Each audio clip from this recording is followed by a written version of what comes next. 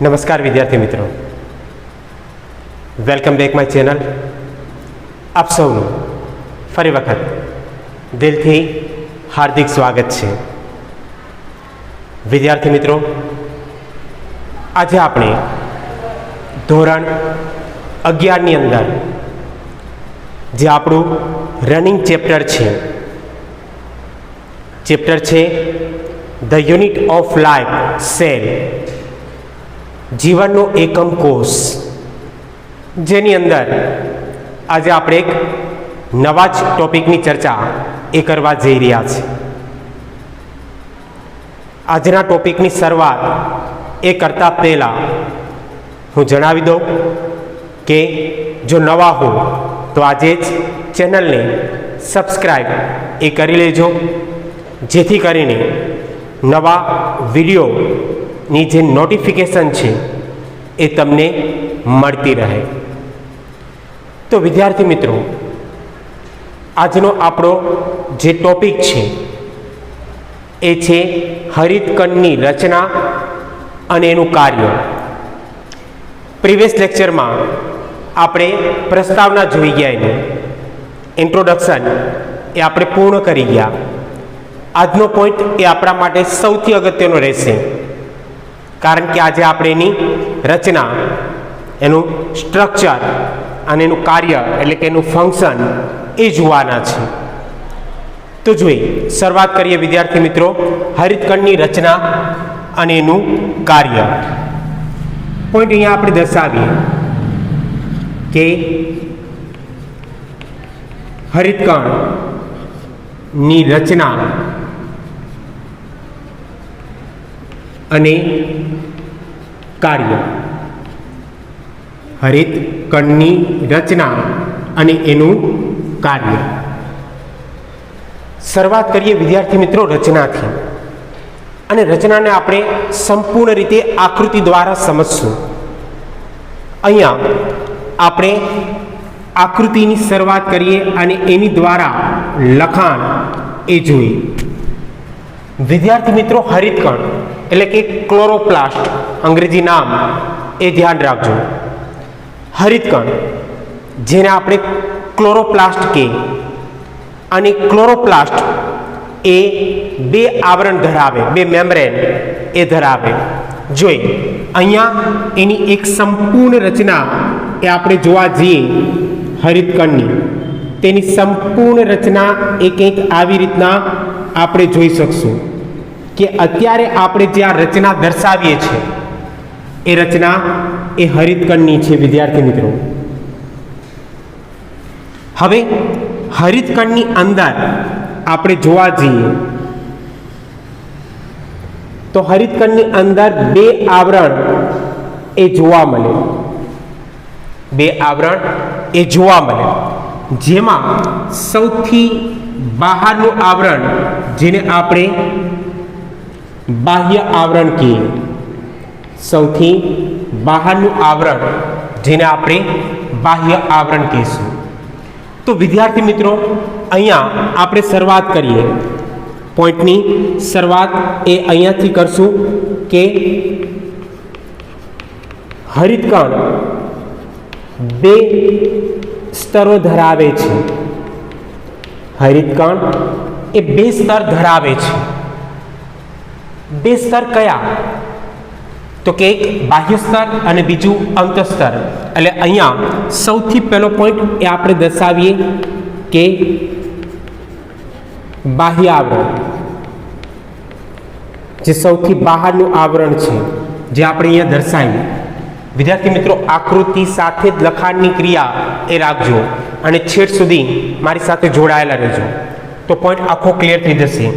વાત કરીએ છીએ આપણે બાહ્ય આવરણ, તો અહીંયા આપણે દર્શાવી શકશું કે તે સળંગ આવરણ છે, એકદમ સળંગ આવરણ છે. તમે કણાસૂત્ર, માઇટોકોન્ડ્રિયા અને હરિતકણને સરખાવી શકો. અમુક એવી બાબતો છે કે જેની સાથે આપણે માઇટોકોન્ડ્રિયાને સરખાવી શકીએ. તો અહીંયા આપણે કહી શકીએ કે બાહ્ય આવરણ તો કે તે સળંગ આવરણ છે. ઉપરાંત અહીંયા આપણે જોવા જઈએ તો તે ઓછા પ્રમાણમાં પ્રોટીન એ ધરાવે છે. બાહ્ય આવરણમાં પ્રોટીનનું પ્રમાણ વિદ્યાર્થી મિત્રો ઓછું હશે, જે કણાપ સૂત્રમાં પણ હતું. એના એ જ પોઈન્ટ અહીંયા આપણે લેશું. બાહ્ય આવરણ ત્યાં પણ સળંગ હતું, અહીંયા પણ સળંગ છે. ત્યાં પણ પ્રોટીનનું પ્રમાણ ઓછું હતું, અહીંયા પણ પ્રોટીનનું પ્રમાણ ઓછું છે. ઉપરાંત ત્રીજો પોઈન્ટ જે પણ બંને અંગિકામાં એક સરખો રહેશે, અને એ છે કે બાહ્ય આવરણ એ પ્રવેશશીલ હોય છે, એટલે કે તે પ્રવેશશીલ હોય છે. તે પ્રવેશશીલ હોય છે.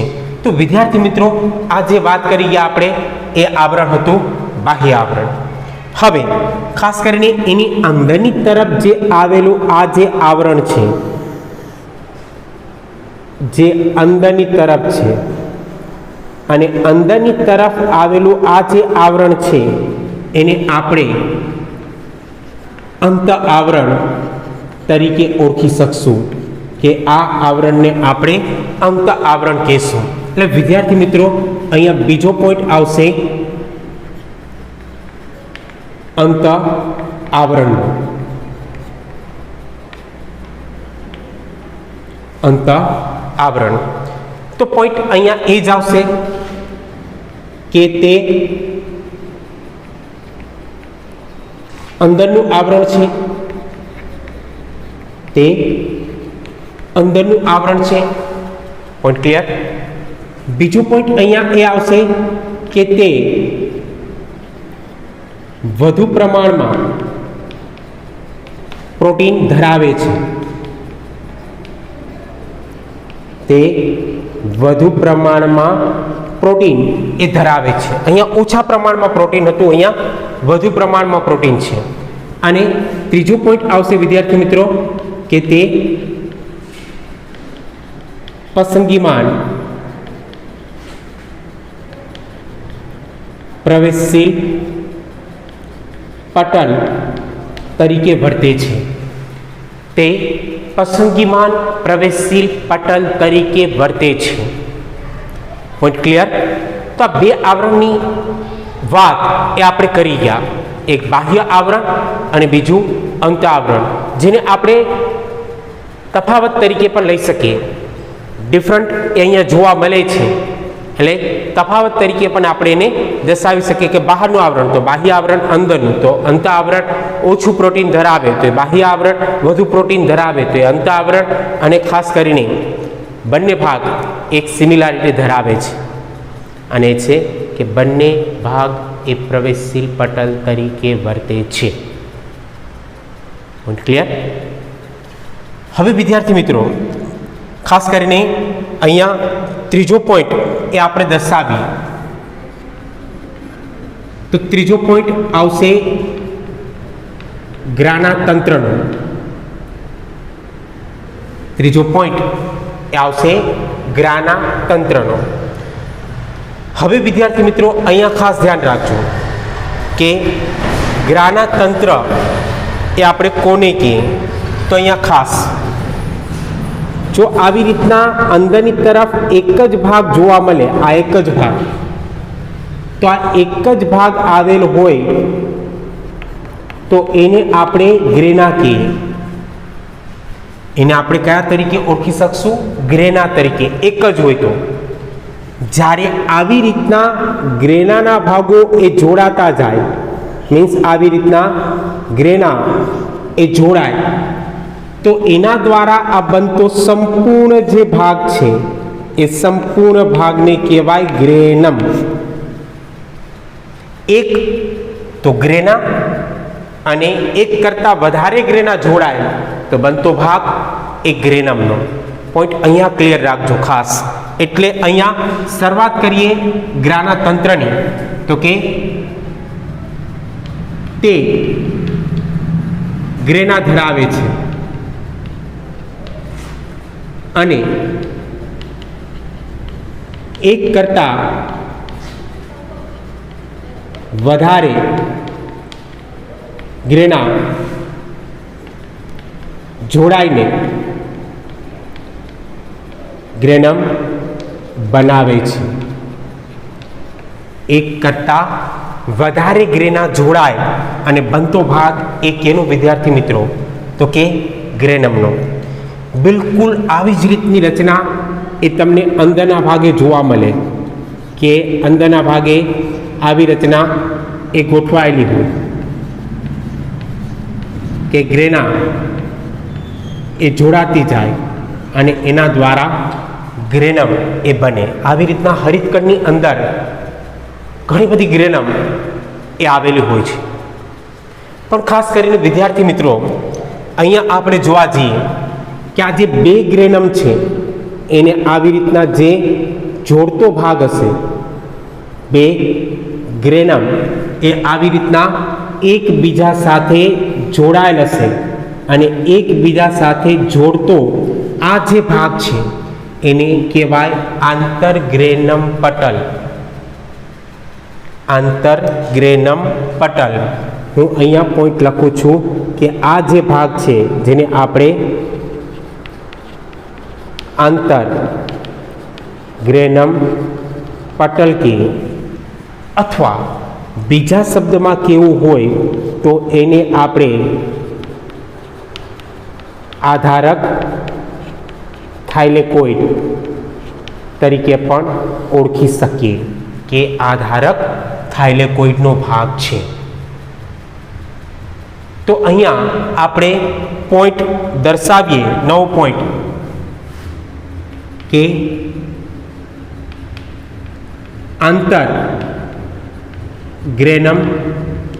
પટલ કોને કહેવાય? આંતરગ્રેનમ પટલ કોને કહેવાય? તો કે બે ગ્રેનમને જોડતો પટલ જેને આંતરગ્રેનમ પટલ કહેવાય. અહીંયા હું લખું છું કે બે ગ્રેનમને જોડતા પટલને આંતરગ્રેનમ પટલ એ કહેવાય છે. જ્યારે બે ગ્રેનમને જોડે ત્યારે એ ભાગને આપણે આંતરગ્રેનમ પટલ તરીકે ઓળખી શકશું. અને વિદ્યાર્થી મિત્રો જે ગ્રેના કે ગ્રેનમનો ભાગ છે એમાં વચ્ચે તમે જુઓ તો ખાલી જગ્યાનો ભાગ દેખાશે. આ વચ્ચે જોવા મળતો જે અવકાશ છે, આ વચ્ચે જોવા મળતો જે અવકાશ છે, ખાલી જગ્યાનો ભાગ, આ અવકાશ જેને કહેવાય થાઇલેકોઇડ. વચ્ચે જોવા મળતો અવકાશ જેને આપણે કહેશું થાઇલેકોઇડ, જે એકદમ ચપટી કોથળીમય સ્વરૂપની રચના ધરાવશે અથવા સિક્કાના થપ્પીની માફક ગોઠવાયેલ હશે. એટલે એને કહેવાય છે કે સિક્કાના થપ્પીની માફક ગોઠવાયેલી ચપટી તકતીમય સ્વરૂપની રચના ધરાવતો ભાગ એટલે થાઇલેકોઇડ. હું બહુ ઝડપી બોલી ગયો કે સિક્કાના થપ્પીની માફક ગોઠવાયેલી ચપટી તકતી સ્વરૂપની રચના ધરાવતો ભાગ જેને આપણે કહેશું થાઇલેકોઇડ. તો વિદ્યાર્થી મિત્રો અહીંયા બીજો પોઈન્ટ આપણે દર્શાવીએ અને એ બીજો ભાગ એ છે થાઇલેકોઇડનો. આપણે અહીંયા લખાણ દર્શાવશું કે તે ચપટી કોથળીમય રચના ધરાવે, ચપટી કોથળીમય રચના ધરાવે અથવા સિક્કાની થપ્પીની માફક એ ગોઠવાયેલ હોય. સિક્કાની જે થપ્પીઓ કરીએ એની માફક ગોઠવાયેલી રચના જેને આપણે થાઇલેકોઇડ કહીએ. વિદ્યાર્થી મિત્રો ખાસ ધ્યાન રાખજો કે આ જે અવકાશ છે એ અવકાશમાં વચ્ચે અંદરના ભાગે આવી રીતના અંદરના ભાગે એક દ્રવ્ય આવેલું હોય, આ જે વચ્ચેનો ભાગ છે અવકાશનો જે થાઇલેકોઇડનો છે, અને એ થાઇલેકોઇડના ભાગે આવી રીતના એક દ્રવ્ય એ આવેલું હોય. અને વિદ્યાર્થી મિત્રો એ ધ્યાન રાખજો ખાસ કે એ દ્રવ્ય એ બીજું કંઈ નથી, એ દ્રવ્ય છે હરિતદ્રવ્ય. મોસ્ટ પોઈન્ટ અને વારંવાર પૂછાતો પ્રશ્ન છે કે હરિતદ્રવ્ય ક્યાં આવેલું હોય, હરિતકણના એવા કયા ભાગમાં હરિતદ્રવ્ય જોવા મળે? તો કે થાઇલેકોઇડ એક એવો ભાગ છે જ્યાં હરિતદ્રવ્ય આવેલું હોય છે. એ હરિતદ્રવ્ય જે એક પ્રકારનું રંજક દ્રવ્ય છે, જેને લઈને હરિતદ્રવ્ય અહીંયા પ્રેઝન્ટ છે, હાજર છે, જેને લઈને થાઇલેકોઇડના ભાગે ખાસ કરીને એક પ્રક્રિયા થાય, અને એ પ્રક્રિયાને કહેવામાં આવશે પ્રકાશ પ્રક્રિયા. પ્રકાશ પ્રક્રિયા.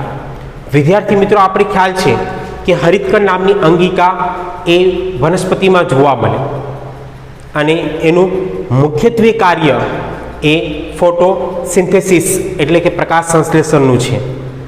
આ જે પ્રકાશ સંશ્લેષણની ક્રિયા થાય છે, પ્રકાશને ગ્રહણ કરવાની ક્રિયા, એ મોટા ભાગે ક્યાં? તો કે મોટા ભાગે થાઇલેકોઇડમાં થાય. એટલે આપણે કીધું કે ત્યાં થતી પ્રક્રિયા એક, અને પ્રક્રિયા છે પ્રકાશ પ્રક્રિયા, જેને લાઇટ રિએક્શન તરીકે આપણે ઓળખી શકીએ. Point clear? હવે ખાસ કરીને વિદ્યાર્થી મિત્રો થાઇલેકોઇડની રચના હજી થોડીક વિસ્તૃતમાં જોઈએ, થોડીક વધારે માહિતી મેળવીએ, જે નીટ માટે ઉપયોગી છે. અને આ પોઈન્ટ એ પણ ખાસ ધ્યાન રાખજો કે નીટમાં એ વારંવાર પૂછાતો હોય છે, એટલે આપણે આ પોઈન્ટને અહીંયા જોડીએ છીએ, જે એનસીઈઆરટીની બુકમાં નથી. વિદ્યાર્થી મિત્રો અહીંયા આપણે દર્શાવીએ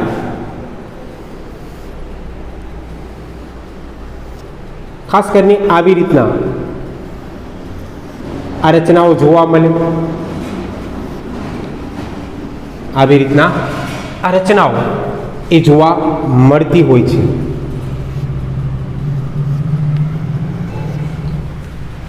હવે આ જે બે ગ્રેના જોડાણ જેમાં વચ્ચેનો ભાગ એ થાઇલેકોઇડનો છે, એમાં પણ ખાસ કરીને વિદ્યાર્થી મિત્રો ખાસ ધ્યાન રાખજો કે અહીંયા જ્યારે બે ભાગ એકબીજા સાથે જોડાયેલ હશે, જો આ બે ભાગ એકબીજા સાથે જોડાયેલ છે, અહીંયા ખાસ કે આ બે ભાગ એ એકબીજા સાથે જોડાયેલ છે, આ ઉપરનો અને નીચેનો ભાગ, અહીંયા બંને ભાગ એકબીજા સાથે જોડાયેલ છે. અને જ્યારે આ ભાગ એ જોડાયેલ હશે, આ જે જોડાયેલો ભાગ છે વિદ્યાર્થી મિત્રો, એને આપણે કયા તરીકે ઓળખી શકીએ? તો કે એપર્શલ ભાગ. હું અહીંયા દર્શાવું છું કે જોડાયેલ ભાગ જેને આપણે એપર્શલ ભાગ તરીકે ઓળખી શકીએ. જોડાયેલો ભાગ જેને એપર્શલ ભાગ તરીકે આપણે ઓળખશું. જ્યારે વિદ્યાર્થી મિત્રો અહીંયા આ છૂટો ભાગ છે, આ એકદમ છૂટો ભાગ છે, અને જે છૂટો ભાગ હશે એને આપણે નોન એપર્શલ ભાગ તરીકે ઓળખી શકશું. એટલે કે આને આપણે નોન એપર્શલ ભાગ તરીકે ઓળખવામાં આવશે. ખાસ ધ્યાન રાખજો, જે જોડાયેલ છે એ એપર્શલ ભાગ, અને જે છૂટો છે એ નોન એપર્શલ ભાગ છે. હવે વિદ્યાર્થી મિત્રો તમને વચ્ચે અવકાશ દેખાશે. અહીંયા આ વચ્ચે જોવા મળતો જે અવકાશ છે એ અવકાશ જેને કહેવાય લ્યુમેન. આ ધ્યાન રાખજો નીટ બેઝ માટે ખાસ, કે થાઇલેકોઇડમાં જે અવકાશ જોવા મળે છે વચ્ચેના ભાગે, એ અવકાશ જેને લ્યુમેન કહેવાય. અવકાશ કયો, ખાલી જગ્યા કયો, જેને લ્યુમેન તરીકે ઓળખવામાં આવે. અને આ જે ઉપર પટલ આવેલું છે, એ ઉપરની તરફ આવેલું આ જે પટલ છે જેને કહેવાય થાઇલેકોઇડ પટલ, જેને આપણે કહીશું થાઇલેકોઇડ પટલ. તો વિદ્યાર્થી મિત્રો, આ જે સંપૂર્ણ રચના જોઈ ગયા એ થાઇલેકોઇડની છે, કે થાઇલેકોઇડની અંદર ખાસ કરીને આટલી રચના એ આપણે જોવા મળે કે એક એપર્સલ ભાગ, નોન એપર્સલ ભાગ, લ્યુમેનનો ભાગ અને થાઇલેકોઇડ પટલ. હવે આપણે જે ભણી ગયા એ પ્રમાણે જ કે થાઇલેકોઇડ તે હરિતદ્રવ્ય ધરાવે, તે હરિતદ્રવ્ય ધરાવે છે અને એ કોન્ટ્રોઝોમ સ્વરૂપે જોવા મળતા હોય છે. હું અહીંયા પોઈન્ટ દર્શાવું છું કે તે હરિતદ્રવ્ય ધરાવે છે અને ખાસ કરીને પોઈન્ટ આ ધ્યાન રાખજો કે કોન્ટ્રોઝોમ સ્વરૂપે જોવા મળે છે.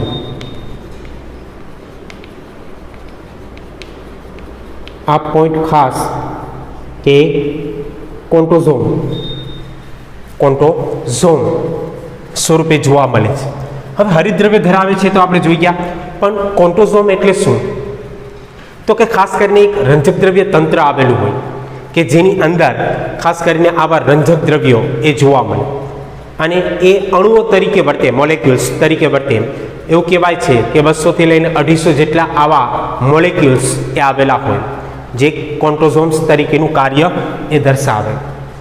તો એ પોઈન્ટ આપણે આગળ જોશું, જ્યારે ચેપ્ટર એ આગળ ચાલશે ત્યારે તમે ભણશો જ કે આ ક્રિયા છે શું પ્રકાશ સંશ્લેષણમાં, ચેપ્ટર નંબર 13માં, ધોરણ 11માં. ત્યારે આ પોઈન્ટ તમારો વધારે ક્લિયર થશે કે આ કહેવા શું માગે છે. હવે હરિતદ્રવ્ય ધરાવે છે એટલે કે રંજક દ્રવ્ય છે, પણ એમાં એક જ રંજક દ્રવ્ય હોતું નથી, એમાં ઘણા બધા રંજક દ્રવ્ય આવેલા હોય છે અને એ પોઈન્ટ અહીંયા દર્શાવીએ તો કે તે ક્લોરોફિલ છે, ઉપરાંત કેરોટીનોઇડ્સ અને ઝેન્થોફિલ જેવા રંજક દ્રવ્યો એ ધરાવે છે. કયા કયા રંજક દ્રવ્યો વિદ્યાર્થી મિત્રો આવેલા હશે? તો કે ક્લોરોફિલ, કેરોટીનોઇડ્સ અને ઝેન્થોફિલ. ક્લોરોફિલ તો ખ્યાલ છે લીલા રંગ માટે, કેરોટીનોઇડ્સ એ નારંગી રંગ માટે અને ઝેન્થોફિલ જે પીળા રંગ માટે જવાબદાર છે. આવા રંજક દ્રવ્યો એ ખાસ કરીને એની અંદર જોવા મળતા હોય છે. હવે વિદ્યાર્થી મિત્રો, હજી ડીપમાં જઈએ થોડું તો આપણે કહી શકીએ કે આ જે ક્રિયા છે થાઇલેકોઇડની તે એલએચસી સ્વરૂપે વર્તે છે. અહીંયા પોઈન્ટ હું દર્શાવું છું કે તે એલએચસી તરીકે વર્તે છે. એલએચસી તરીકે વર્તે છે. પૂરું નામ લખવું તો લખી રાખજો કે light harvesting complex. Light harvesting complex. In short આપણે એને લાઇટ હાર્વેસ્ટિંગ કોમ્પ્લેક્સ તરીકે ઓળખી શકશું. એક આખું રંજક દ્રવ્ય તંત્ર જેમાં બે ઘટના એ વિદ્યાર્થી મિત્રો જોવા મળે, અને બે ઘટના કઈ? PS1 અને PS2. આ બે ઘટના એ એની અંદર જોવા મળતી હોય છે. એટલે અહીંયા આપણે દર્શાવશું કે તે PS1ની ક્રિયા દર્શાવે તે 700 નેનોમીટરથી ઉત્તેજિત થાય અને તે PS2 તરીકે વર્તે તે 680 નેનોમીટરથી ઉત્તેજિત થાય. આ અત્યારે તમારે જોવાનું નથી, એ તમે ચેપ્ટર 13માં ભણશો જ કે PS1 શું છે. ફોટોસિસ્ટમ કહેવાય એને, ફોટોસિસ્ટમ 1, ફોટોસિસ્ટમ 2 અથવા પિગમેન્ટ સિસ્ટમ 1 અને પિગમેન્ટ સિસ્ટમ 2. એ આગળ તમે ભણશો. અત્યારે ખાલી બેઝિક બાબત ક્લિયર રાખજો કે આલસ્યની અંદર થતી બે ક્રિયા, એક PS1 અને બીજી PS2. કમ્પ્લીટ એ સુધી. ખાસ કરીને આ હરિતદ્રવ્ય એ મોટાભાગે ક્યાં જોવા મળે? તો તમને એટલું કહી દઉં કે ખાસ કરીને અહીંયા જે આવેલો આ જે ભાગ છે ત્યાં હરિતદ્રવ્ય આવેલું હોય. હરિતદ્રવ્ય એ અહીંયા જોવા મળે અને જેને લઈને ખાસ કરીને રંજક દ્રવ્ય, આલસ્યની ક્રિયા, PS1 PS2ની ક્રિયા એ થાઇલેકોઇડમાં થતી જોવા મળતી હોય છે. પોઈન્ટ ક્લિયર તમારો? હવે વિદ્યાર્થી મિત્રો આગળ વધીએ. હરિતકણ તેને ડાયમોર્ફિક અંગિકા પણ કહેવામાં આવે છે. હું અહીંયા પોઈન્ટ દર્શાવું છું કે તેને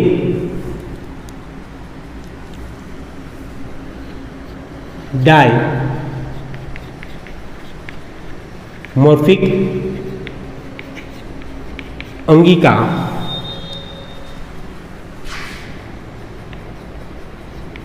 તરીકે ઓળખવામાં આવે છે. ડાયમોર્ફિક અંગિકા. શું કામ? તો કે હરિતકણ એ ગ્રેનલ અને એ ગ્રેનલ તરીકે વર્તે છે એટલે એને ડાયમોર્ફિક અંગિકા કહેવામાં આવતી હોય છે. હું પોઈન્ટ ક્લિયર કરાવી દઉં. જોઈએ ખાસ કરીને સૌથી પહેલી ક્રિયા અને એ ક્રિયા છે ગ્રેનલની. હવે ગ્રેનલ કોને કહેવાય? આકૃતિમાંથી સમજીએ આપણે કે ગ્રેનલ એ આપણે કોને કહીએ. તો કે ગ્રેનલ એને કહેવાય કે જેમાં ગ્રેના હોય, ગ્રેનમ હોય. પોઈન્ટ ક્લિયર રાખજો. ગ્રેના, ગ્રેનમ અને ગ્રેના ગ્રેનમ એકબીજા સાથે જોડાયેલ હોય. ગ્રેના ગ્રેનમ એકબીજા સાથે જોડાયેલ હોય, એ બંને જોડાયેલ છે. અને ખાસ કરીને આંતરગ્રેનમ પટલ એટલે કે આધારક થાઇલેકોઇડ એ આવેલ હોય તો એ ભાગને ગ્રેનલ કહેવાય. એટલે કે ગ્રાનાતંત્ર એ ધરાવે, ગાનાતંત્ર એ ધરાવે અને આધારક થાઇલેકોઇડ આવેલ હોય તો એને ગ્રેનલ કહેવાય. તો અહીંયા લખાણું દર્શાવી દો કે ગ્રેનલ એટલે શું? તો કે તે ગ્રાનાતંત્ર ધરાવે છે તેમજ આધારક થાઇલેકોઇડ એ આવેલ હોય છે. ગ્રાનાતંત્ર અને આધારક થાઇલેકોઇડ બંને હાજર તો વિસ્તાર એ ગ્રેનલનો થયો. અને આ ક્રિયા તમે જોઈ શકો C3 અને C4 વનસ્પતિની અંદર આવેલા મધ્યપર્ણના કોષોમાં. C3 C4 વનસ્પતિની અંદર આવેલ જે મધ્યપર્ણના કોષો છે એમાં આ ક્રિયા એ જોઈ શકો. ખાલી નોટ એ કરાવી દઉં, નોંધ કે C3 અને C4 વનસ્પતિના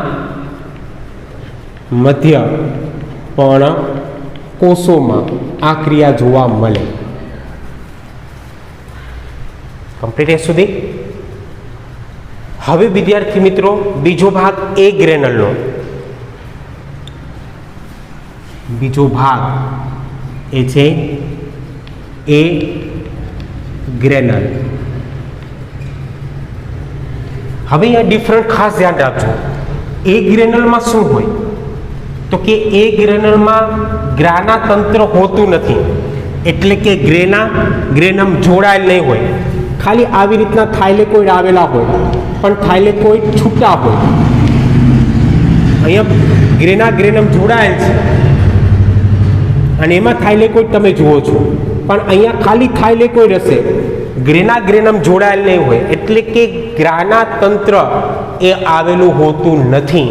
ફક્ત આ જે ભાગ છે થાઇલેકોઇડનો, જેને આપણે આધારક થાઇલેકોઇડ કહીએ છીએ, બરાબર, કે જે આધારક થાઇલેકોઇડનો જે વિસ્તાર છે જે ખાલી એને એકબીજા સાથે જોડી રાખે, આવી રીતના જોડી રાખશે. આધારક થાઇલેકોઇડ આવેલ હોય, ખાલી જોડી રાખે કે આ એકબીજા સાથે આવી રીતના જોડાય ગઈ. સમજાય ગયું? પણ એમાં ગ્રેનમ એ જોડાયેલ હશે નહીં. એટલે અહીંયા આપણે દર્શાવી શકશું, ખાસ કરીને પોઈન્ટ લખીએ કે તે ગાના તંત્ર ધરાવતા નથી, પરંતુ થાઇલેકોઇડ એ આધારક થાઇલેકોઇડ દ્વારા જોડાયેલ, આધારક થાઇલેકોઇડ દ્વારા એ જોડાયેલ હશે. પોઈન્ટ ક્લિયર તમારો? એટલે કે ગ્રેનમ જોડાયેલ હશે નહીં, ખાલી હશે થાઇલેકોઇડ, અને થાઇલેકોઇડ પણ આધારક થાઇલેકોઇડ દ્વારા એટલે કે આંતરગ્રેનમ પટલ દ્વારા જોડાયેલ હશે.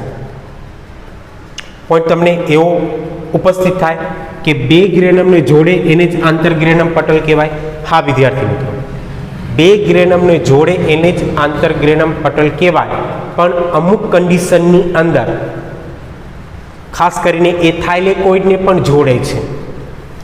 અમુક કન્ડિશનની અંદર આ જે પટલ છે એ ફક્ત થાઇલેકોઇડને પણ જોડે છે. અને અહીંયા ખાસ કરીને હું નોટ એ દર્શાવીશ કે આ કન્ડિશન એ ક્યાં ઊભી થાય, ક્યાં જોવા મળે, તો કે C4 વનસ્પતિમાં આવેલ પુલ કંચુકના કોષોમાં આ ક્રિયા એ જોવા મળે. C4 વનસ્પતિની અંદર આવેલા એક કોષ જેને પુલ કંચુકના કોષ કહેવાય, જેમાં આ એ ગ્રેનલ ક્રિયા એ જોવા મળતી હોય છે. તો આ પોઈન્ટ તમારો એટલો ક્લિયર એ હોવો જોઈએ. કમ્પ્લીટ. હવે વિદ્યાર્થી મિત્રો આગળ વધીએ અને ચોથો પોઈન્ટ એ ક્લિયર કરીએ. અને ચોથો પોઈન્ટ છે આધારકનો. આધારક જેને આપણે સ્ટ્રોમા કહીએ, જેને આપણે સ્ટ્રોમા તરીકે ઓળખી શકશું. ગણાપ સૂત્રમાં એને નામ આપ્યું હતું મેટ્રિક્સ. એ ધ્યાન રાખજો, મેટ્રિક્સ શબ્દ વપરાયેલો હોય આધારક માટે તો એ કણાપ સૂત્ર હશે, અને સ્ટ્રોમા શબ્દ વપરાયેલ હશે તો એ હરિતકણ હશે. ખાસ કરીને આ જે તમને ખાલી જગ્યાનો ભાગ એ દેખાય છે, આ જે ખાલી જગ્યા ધરાવતો આ જે ભાગ છે એ આધારકનો છે. કે ખાલી જગ્યા ધરાવતો જે આ ભાગ છે જેને આપણે આધારક તરીકે ઓળખી શકશું કે આ ભાગ એ આધારક એટલે કે સ્ટ્રોમાનો છે. આધારક વિદ્યાર્થી મિત્રો એવો ભાગ છે જ્યાં સૌથી વધારે ઉત્સેચકો એ જોવા મળે, સૌથી વધારે ઉત્સેચકો એ જોવા મળતા હોય છે. એ ઉપરાંત ખાસ કરીને અહીંયા આપણે દર્શાવી શકશું કે એ ઉપરાંત આધારકના ભાગે અહીંયા આવી રીતના વલયાકાર અથવા ગોળાકાર એક ભાગ આવેલ હશે, જેને આપણે ગોળાકાર DNA તરીકે ઓળખી શકશું કે આધારકનો ભાગ એ ગોળાકાર DNA ધરાવે છે. ઉપરાંત વિદ્યાર્થી મિત્રો એની અંદર આવી રીતના એક છૂટીછવાઈ અંગિકા એ જોવા મળતી હશે, અને આ છૂટીછવાઈ જે અંગિકા છે જેને આપણે રિબોઝોમ તરીકે ઓળખી શકશું. અને અહીંયા આવેલ રિબોઝોમ એ 70S પ્રકારની હશે. એનો મતલબ જોવા જઈએ તો આધારકનો જે ભાગ છે એ આધારકનો ભાગ એ ગ્રેનમ તો ધરાવે છે ત્યાં જ છે. એટલે ગ્રાનામય તંત્રનો ભાગ છે, ગ્રાના છે જ, ઉપરાંત ગોળાકાર ડીએનએ છે, ઉપરાંત રિબોઝોમ્સ છે અને ઉપરાંત કેટલાક ઉત્સેચકો એ પણ ધરાવે છે. એવું કહેવાય છે કે આધારકની અંદર સૌથી વિપુલ પ્રમાણમાં પ્રાપ્ય થતો એક ઉત્સેચક છે અને એ ઉત્સેચક જેને કહેવામાં આવે છે રૂબિસ્કો, જે વાતાવરણમાં સૌથી વધુ પ્રમાણમાં પ્રાપ્ય થતો ઉત્સેચક છે જે આધારકમાં જોવા મળે છે.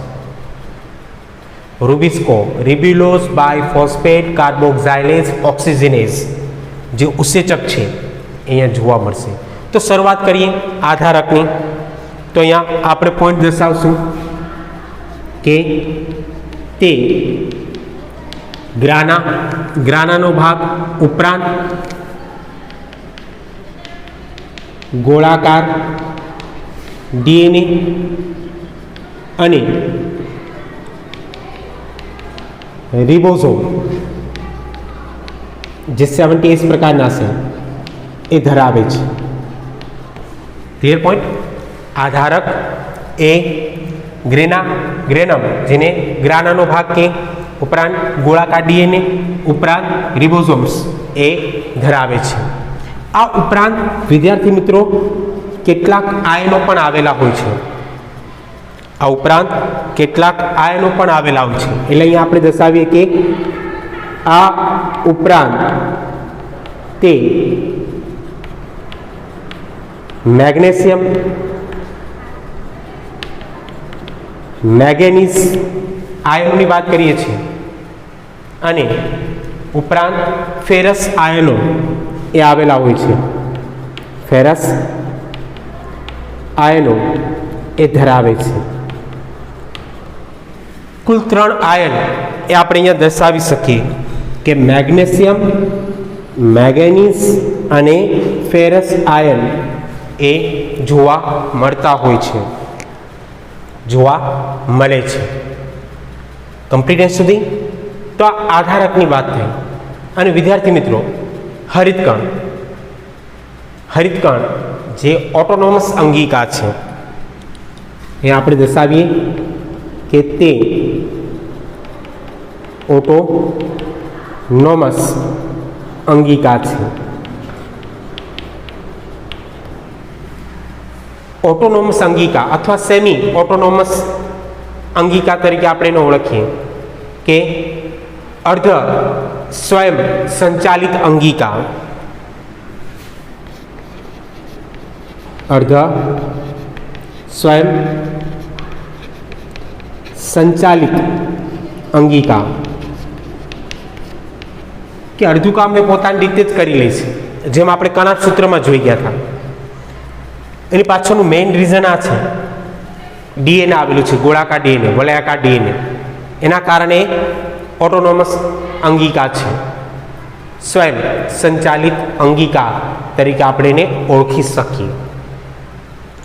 અને વિદ્યાર્થી મિત્રો છેલ્લો પોઈન્ટ જો લઈએ આપણે તો એ પોઈન્ટ આવશે એના કાર્યનો. હરિતકણ જેનું કાર્ય શું છે તો કે તે પ્રકાશ સંશ્લેષણમાં અગત્યનો ભાગ એ ભજવે છે. સૌથી મહત્વનું કાર્ય આપણે જાણીએ છીએ કે હરિતકણનું સૌથી અગત્યનું કાર્ય શું છે તો કે તે પ્રકાશ સંશ્લેષણમાં અગત્યનો ભાગ ભજવશે. વિદ્યાર્થી મિત્રો ખાસ કરીને વનસ્પતિની અંદર જે ફોટોસિન્થેસિસની પ્રક્રિયા થાય છે એમાં સૌથી અગત્યનો ભાગ કોઈ ભજવતો હશે તો એ ક્લોરોપ્લાસ્ટ છે. તો આપણે એની રચના અને એનું કાર્ય જોઈ ગયા. વિદ્યાર્થી મિત્રો આશા રાખીશ કે આ પોઈન્ટ એ તમને સમજાઈ ગયો હશે. ઘણી બધી એવી માહિતી હતી જે મેં અહીંયા વધારાની મૂકેલી છે જે તમને નીટ બેઝમાં ખૂબ જ ઉપયોગી થશે. જો નવા હો તો ચેનલને સબસ્ક્રાઈબ કરજો અને ખાસ કરીને જો વિડીયો ગમ્યો હોય તો લાઈક કરજો, કોમેન્ટ કરજો. આજનું લેક્ચર અહીંયા સુધી આપણે રાખશું. ફરી મળશું. ત્યાં સુધી stay safe, stay home. Thank you and ધન્યવાદ.